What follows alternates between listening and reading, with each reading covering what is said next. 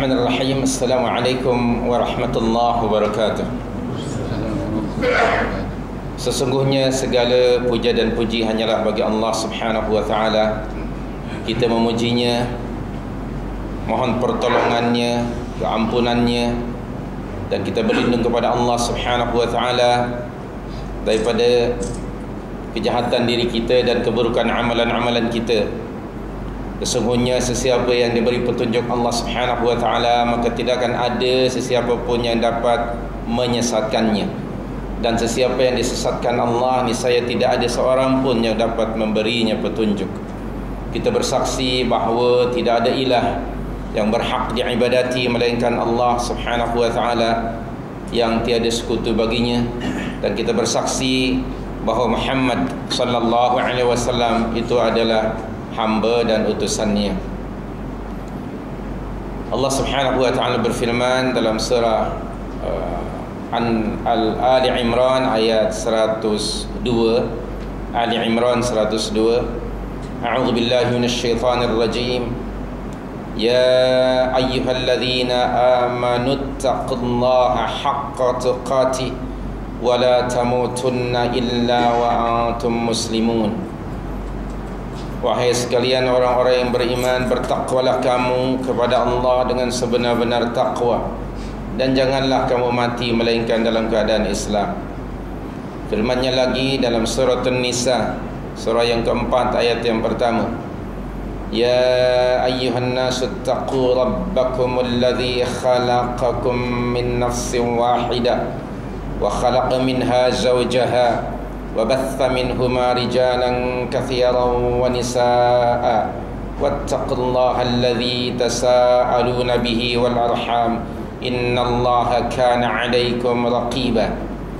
Terjemahan makna ayat lebih kurang, wahai sekalian manusia, bertakwalah kamu kepada Rabbmu yang telah menciptakan kamu dari seorang diri, kemudian Allah menciptakan daripadanya pasangannya, dan dari keduanya Allah Subhanahu wa taala mengembangbiakkan kamu menjadi lelaki dan perempuan atau wanita yang ramai.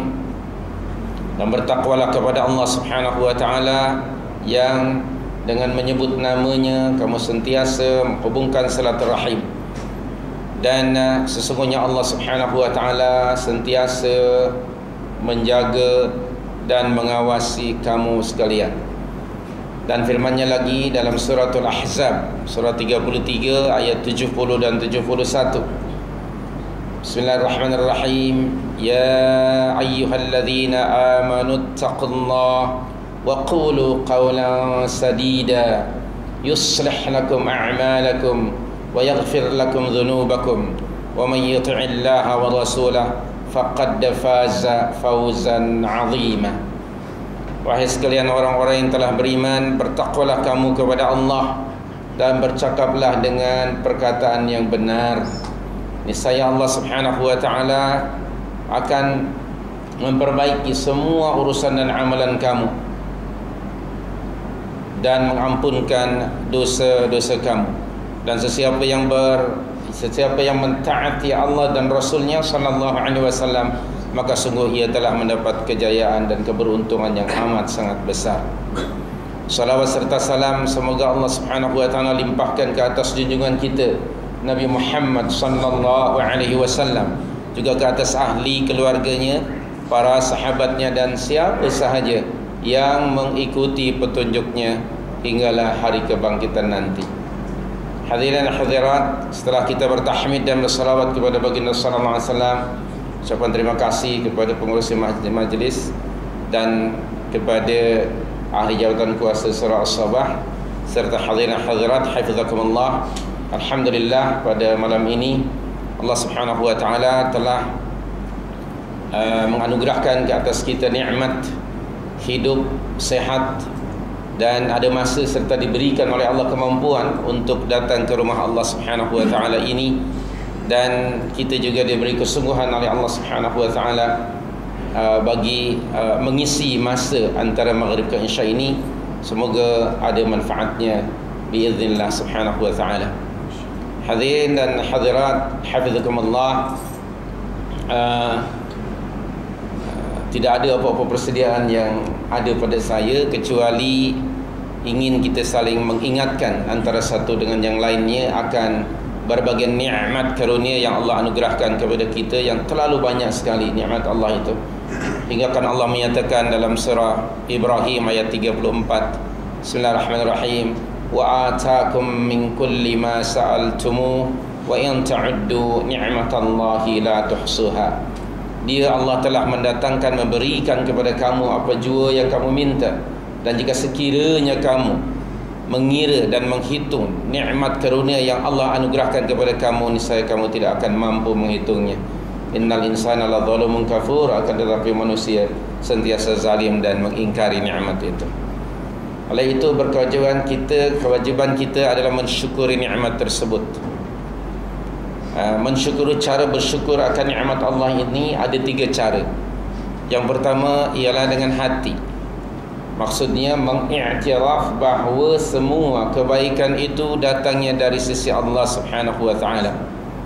Dalam surah 16 ayat 53, surah An-Nahl 53, Allah berfirman, wa ma bikum min ni'matin faminallah. Wa ma bikum min ni'matin faminallah. Apa jua nikmat kebaikan yang ada pada kamu, datangnya dari Allah Subhanahu wa taala. Kita mesti mengiktiraf dengan hati kita. Yang kedua, cara bersyukur kepada nikmat Allah ialah melalui lisan, sama ada dengan tahmid atau dengan doa. Dengan lisan ni alhamdulillah, kita sentiasa bertahmid dengan ucapan alhamdulillah. Alhamdulillah ala kulli hal. Alhamdulillahilladzi bi ni'matihi tatimmus salihat. Dan banyak ajaran daripada Nabi sallallahu alaihi wasallam tentang tahmid ini. Dan juga dengan lisan, melalui lisan ini, bersyukur melalui lisan dengan doa. Sekiranya Allah Subhanahu wa taala menganugerahkan ke atas kita suatu nikmat tanpa kita usaha bertumpus rumus, tanpa usaha kita Allah memberikan kenikmat itu, maka ucapkanlah seperti mana yang diucapkan oleh hamba Allah yang saleh, iaitu Sulaiman bin Dawud alaihi wassalam dalam surah An-Naml surah 27 ayat yang ke-40. Surah 27 ayat yang ke-40, di tengah-tengah ayat Allah menghikayatkan, mengkisahkan kepada kita ucapan Nabi Allah Sulaiman bin Dawud alaihi wassalam, yaitu qala hadza min fadli rabbi liyabluwani aashkuru am akfur. Surah yang ke-27 ayat 40.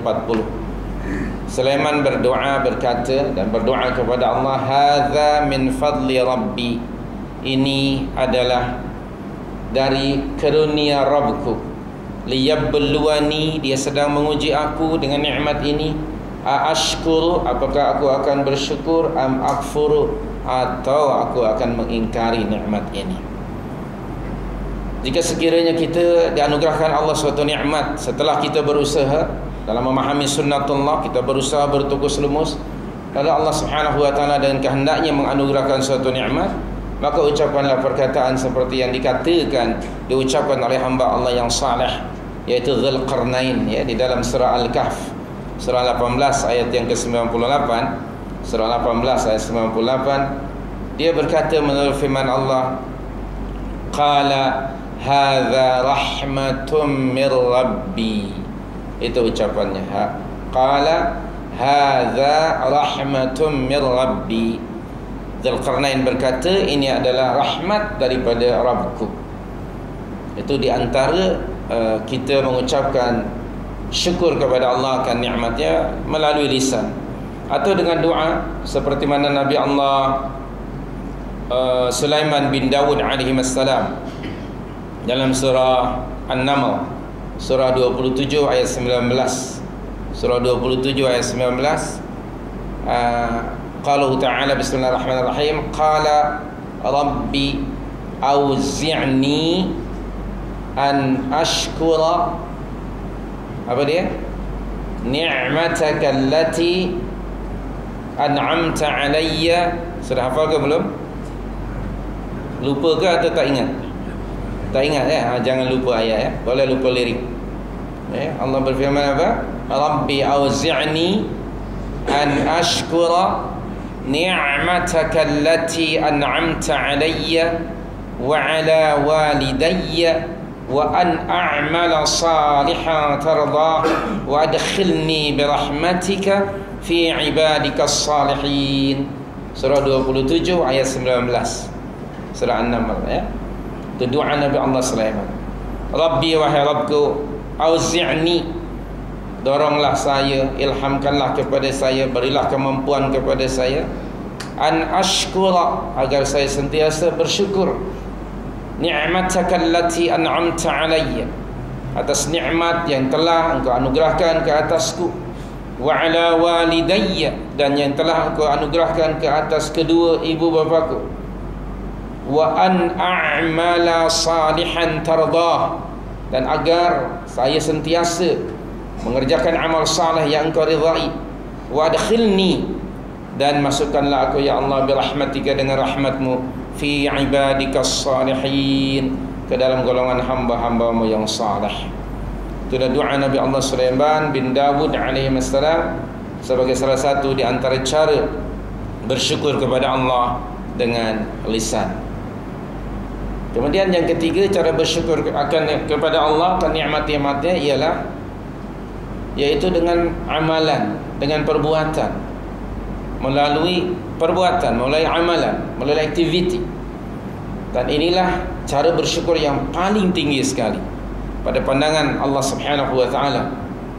Tetapi sedikit sekali di kalangan hamba Allah Subhanahu wa taala yang bersyukur dengan cara macam ini. Pernyataan Allah dalam surah 27 surah Saba, surah yang ke-34 ayat 13. Surah 34 ayat 13. Qauluhu ta'ala, di tengah-tengah ayat itu Allah berfirman, i'malu ala Dawud syukra wa qalilum min ibadiyasy syakur. Surah 34 surah Saba ayat 13.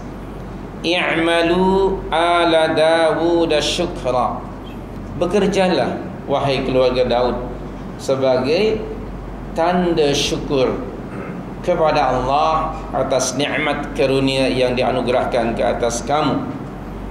Wa qalilum min ibadiyasy syakur, dan sedikit sekali di kalangan hamba-hamba aku yang bersyukur dengan cara itu.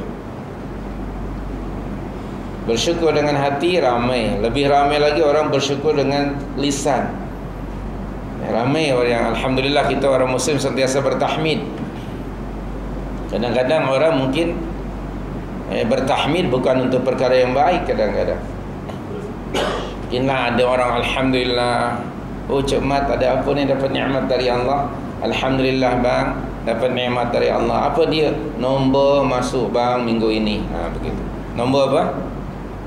4 nombor ekor dapat, alhamdulillah, dapat rezeki. Pernah dengar orang begitu? Atau ahli maksiat yang telanjang dapat award, dia akan ucapkan apa? Alhamdulillah kepada Allah yang telah memberi kepada saya talent atau bakat sebagai apa begitu. Okey, ada apa anugerah, dia dapat award sebagai best itu, best ini dan sebagainya. Padahal sedang maksiat. Barangkali si pencuri pun lepas dia mencuri berjaya, alhamdulillah dia kata. Mungkin juga. Na'udzubillah min dzalik. Jadi tahmid kepada Allah dalam perkara-perkara yang diridai Allah Subhanahu wa taala. Yang paling sedikit kama qala ta'ala tadi di dalam surah 34 ayat 13 ialah bersyukur melalui amalan. Seperti doa Nabi Allah Sulaiman tadi, wa an a'mala salihan tardah, dan agar saya ya Allah melalui nikmat yang Engkau anugerahkan kepada saya itu dapat melakukan, mengerjakan amalan-amalan saleh yang Engkau ridai. Itu cara syukur, menggunakan nikmat karunia Allah yang dianugerahkan kepada kita, ke atas kita, untuk mengerjakan perkara-perkara yang disukai dan diridai Allah Subhanahu wa taala. Yang macam itu sedikit sekali. Hadirin hadirat, di antara nikmat yang Allah anugerahkan kepada kita Tentu saja nikmatul iman wal Islam wal hidayah wal taufiq. Ini semuanya nikmat yang bukan material, bukan kebendaan, tetapi nikmat ma'nawiyah, ruhiyah. Nikmat kebendaan ni, nikmat berupa kebendaan Allah anugerahkan pada semua makhluk, sama ada orang mukmin atau orang kafir. Di kalangan orang muslim pun sama ada muslim yang taat atau yang fasik, tetap Allah Subhanahu wa taala anugerahkan nikmat itu. Tetapi nikmat yang kedua, nikmat ruhiyah, nikmat ma'nawiyah, ini tidak dianugerahkan Allah kepada setiap orang. Hatta bapa saudara Nabi SAW, Abu Talib pun tidak mendapatkannya.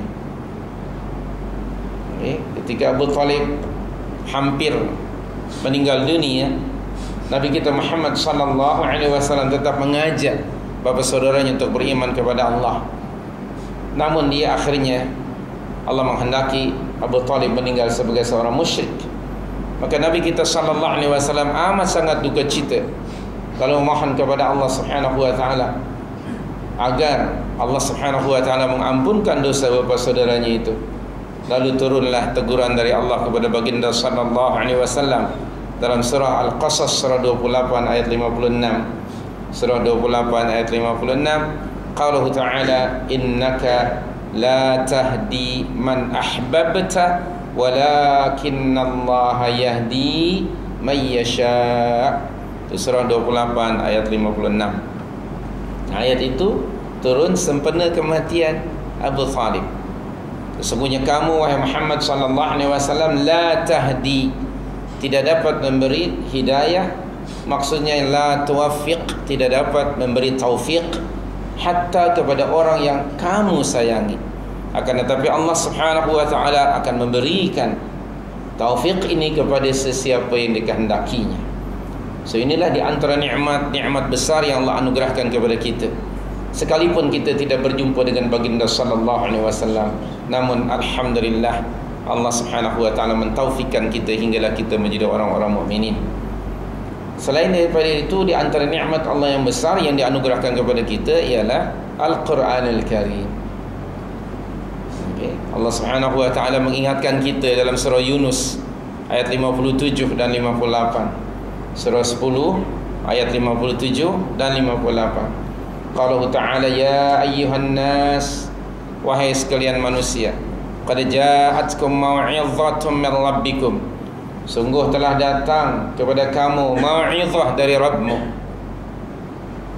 wa shifaa'un lima fis sudur, dan syifa atau penawar bagi penyakit-penyakit yang ada di dalam hati, wa hudan, dan petunjuk, wa rahmah, dan rahmat, lil mu'minin, bagi orang-orang yang beriman. Falidzalika, maka dengan nikmat Allah demikian itu, hendaknya mereka falyafrahu, hendaknya mereka bergembira. Huwa khairum mimma yajma'un, perkara itu lebih baik daripada apa-apa yang mereka himpunkan, lebih baik daripada harta yang mereka himpunkan. Surah yang ke-10 ayat 57 dan 58, surah Yunus. Jadi antara nikmat yang Allah anugerahkan kepada kita ialah kitabullah Al-Quran Al-Karim. Hadirin hadirat, dalam surah Al-Furqan, surah yang ke-25 ayat 30, Allah Subhanahu wa taala berfirman, yang isi kandungan firman itu pemberitahuan dari Allah akan suatu perkara atau keadaan yang akan berlaku nanti pada hari kiamat. Firman Allah bunyinya, bismillahirrahmanirrahim, Al-Furqan ayat 30, wa qala ar-rasulu ya rabbi inna qaumi ittakhadhu hadzal qur'ana mahjura. Terjemahan makna ayat, wa qala ar-rasul, dan Rasul sallallahu alaihi wasallam akan berkata, yakni membuat laporan kepada Allah Subhanahu wa taala, dan Allah Maha mengetahui. Apa laporan Rasul sallallahu alaihi wasallam? Ya Rabbi, wahai Rabbku, inna qaumi, sesungguhnya kaumku, sesungguhnya umatku, ittakhadhu hadzal qur'ana mahjura, mereka telah meninggalkan Al-Quran ini dalam kehidupan mereka. Akan berkata, dan Rasulullah akan buat laporan kepada Allah Subhanahu wa taala, ya Allah, sesungguhnya umatku telah meninggalkan Al-Quran ini. Apa yang dimaksud dengan hajrul Quran, meninggalkan Al-Quran? Saya terbaca salah satu di antara karangan Syekh Muhammad Ali As-Sabuni yang baru datang ke kita, Syekh Hafizahullah, seorang alim daripada Suria. Salah satu tulisan beliau ialah At-Tibyan fi Ulumil Quran, penjelasan tentang ulumul Quran. Beliau hafizahullah merujuk pandangan yang diberikan oleh Ahmad Taqiyuddin Abul Abbas Ahmad Taqiyuddin, memberikan komen ke atas firman Allah tadi, surah Al-Furqan ayat 30. Wahai Tuhanku, sesungguhnya umatku telah meninggalkan Al-Quran. Apa maksudnya umatku telah meninggalkan Al-Quran ini? Yang dimaksud umat Rasul tentu saya dan kita semuanya. Apa benar atau tidak kita telah meninggalkan Al-Quran? Jom kita perhatikan. Kata alim tadi, sesiapa yang memiliki senaskah Al-Quran tetapi ia tidak membacanya, maka ia telah meninggalkan Al-Quran. Saya ingin tanya kepada para hadirin hadirat, kita ada Al-Quran di rumah kita? Berapa naskah? Lebih dari senaskah ya? Lebih lah insya-Allah ta'ala. Okay, sudah banyak sekali. Masa kita nikah dahulu, dalam 9 dulang tu atau 11 dulang hantaran tu, salah satunya mesti ada Al-Quran, mestilah. Okay. Dan Al-Quran tu di mana sekarang?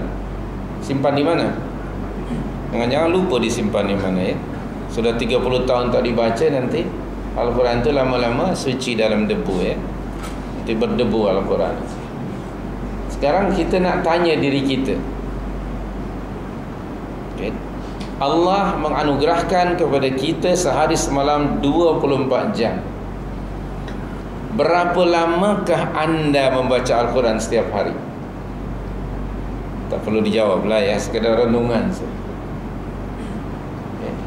Adakah saya, anda, kita semuanya sudah ada jadual setiap hari untuk membaca Al-Quran? Untuk membaca Quran ada ya. What does mean Quran? Quran maknanya newspaper lah, bahasa Indonesia newspaper. Jadi sebut Quran. Orang baca Quran berapa jam, tapi baca Al-Quran kadang-kadang mungkin tidak baca. Na'udzubillah min dzalik. Ada orang yang membaca Al-Quran hanya berpena-pena. Sempena apa? Sempena itu, sempena ini barulah dia baca. Ada orang barangkali membaca Al-Quran hanya pada bulan Ramadan saja.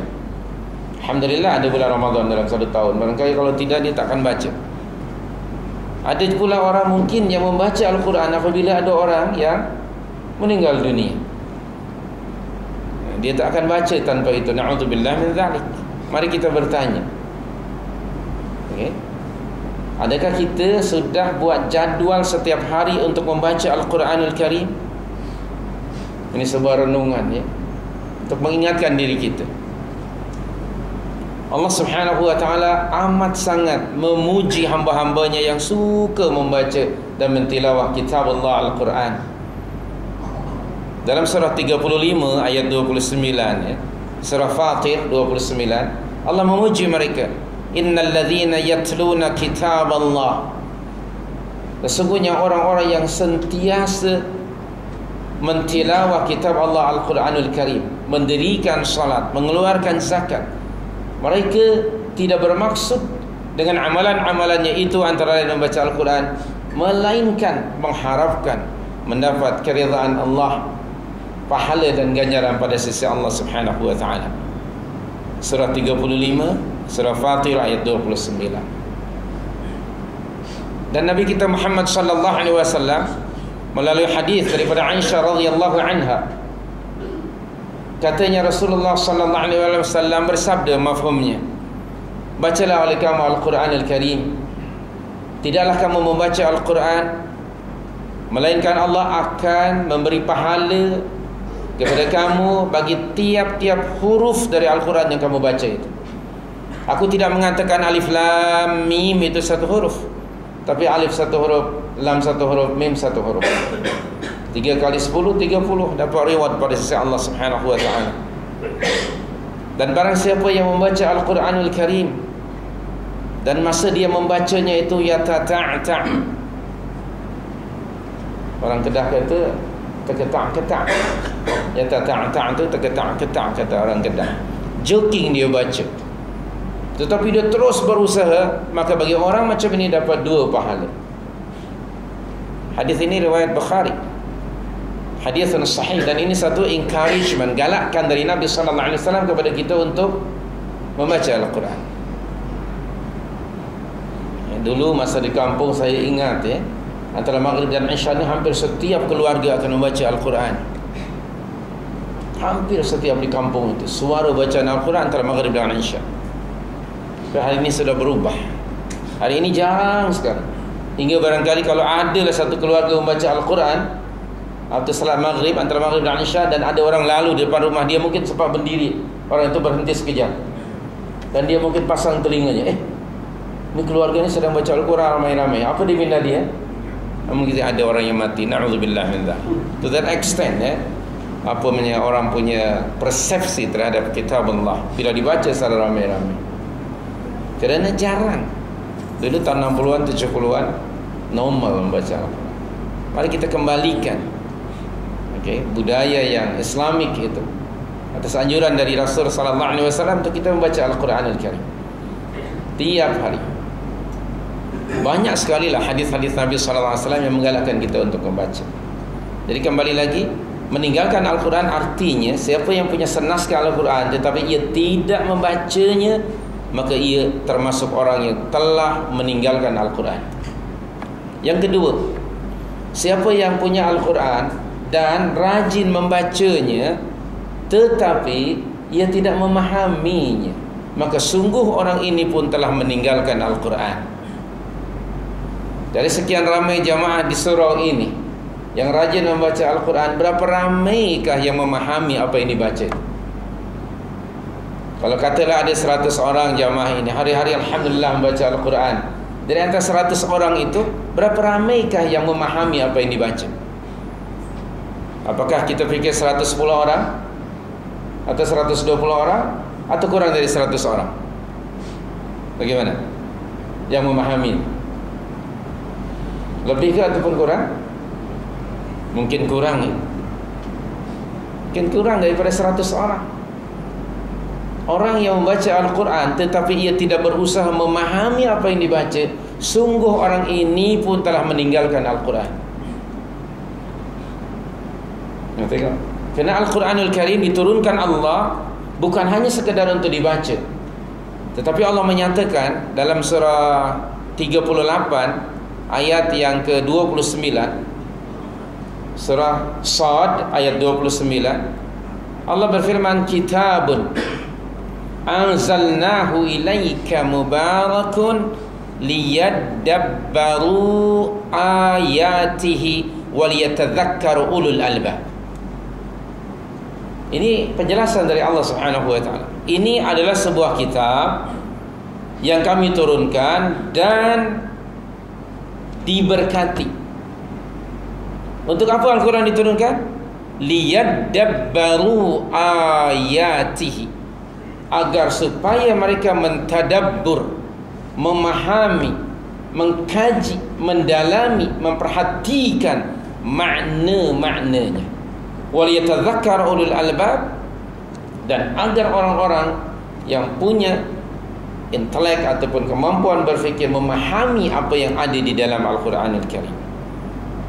Tengok hadirin, melalui firman Allah ini surah 38-29, Allah memerintahkan kepada kita, setelah Allah memberitahukan ada perintah agar kita mentadabbur makna-makna ayat yang kita baca. Sementara di dalam surah 47 surah Muhammad sallallahu alaihi wasallam ayat yang ke 24, Allah Subhanahu wa taala berfirman, afala yatadabbaruna al-Quran am ala qulubin aqfaluha. Pertanyaan ini, kata ahli tafsir, litawbih wa taqri'. Allah Subhanahu wa taala menempelak, menyelar, condemn orang yang membaca Al-Quran tetapi mereka tidak berusaha untuk memahaminya. Allah Subhanahu wa taala menyelar, menempelak orang yang seperti itu, bahkan memberikan warning yang sangat keras sekali kepada sesiapa yang membaca Al-Quranul Karim tetapi tidak berusaha untuk memahaminya, maka na'udzubillah Allah akan kunci mati pintu-pintu hati mereka. Na'udzubillah min dzalik. Tengah hadirin dan hadirat, ini surah yang ke-47 ayat 24, isi kandungannya ialah amaran yang keras daripada Allah kepada sesiapa yang membaca Al-Quran tetapi tidak berusaha untuk memahaminya. Dan ini amaran ini kepada saya, kepada kita semuanya, untuk kita meningkatkan kemampuan kita tidak hanya sekadar membaca tetapi memahami apa yang dibaca. Ya, mudah-mudahan Allah Subhanahu wa taala mentaufikkan kepada kita semuanya kefahaman yang benar, yang sahih tentang Al-Quranul Karim ini. Tentu di surah ini pun ada program untuk mentadabbur Al-Quranul Karim. Yang ketiga, kembali pada buku At-Tibyan tadi, fi ulumil Quran. Sesiapa yang punya Al-Quran, suka membacanya dan berusaha juga mempelajarinya, memahami, mentadabburinya, tetapi ia tidak mengikutinya, tidak melaksanakan, tidak mengamalkan ajaran-ajaran Al-Quranul Karim, maka ia pun termasuk orang yang telah meninggalkan Al-Quran. Siapa yang faham tapi dia tidak mengikuti ajaran Al-Quran, tidak melaksanakannya dalam kehidupan sehariannya, maka ia termasuk orang yang meninggalkan Al-Quranul Karim. Kenapa begitu? Kerana Al-Quranul Karim diturunkan oleh Allah untuk diikuti arahan-arahannya. Dalam surah Al-An'am, surah yang ke-6 ayat 155. Surah yang ke-6 ayat 155. Allah berfirman, kitabun wa hadza kitabun anzalnahu ilaika mubarakun fattabi'uhu wattaqu la'allakum turhamun. Surah yang ke-6 ayat 155. Dan inilah sebuah kitab yang kami turunkan kepada kamu. Quran ini sebuah kitab yang diberkati. Lalu ada perintah dari Allah, fattabi'uhu, maka ikutilah ia. Apanya yang diikuti? Ajarannya, arahan-arahan Allah yang ada di dalam Al-Quran. Fattabi'uhu. Siapa yang mempelajari bahasa Arab, kalimat fattabi'uhu itu fi'lul amr, kata kerja perintah. Setiap kata kerja perintah datang dari Allah, hukumnya wajib. Fattabi'uhu, ikutilah ia, wattaqu, dan bertakwa, la'allakum turhamun, saya kamu akan mendapat rahmat. Subhanallahil karim. Saya terbaca dalam buku salah satu karangan Dr. Yusuf Qaradawi, yaitu Al-Marja'iyyatul Ulya fil Islam. Beliau antara lain mengatakan, ya, Al-Quran memang sebuah kitab yang diberkati, tetapi kata beliau, keberkatan Al-Quran itu tidak akan dapat didapati oleh seseorang melainkan jika ia mengikuti arahan-arahan dan ajaran-ajarannya.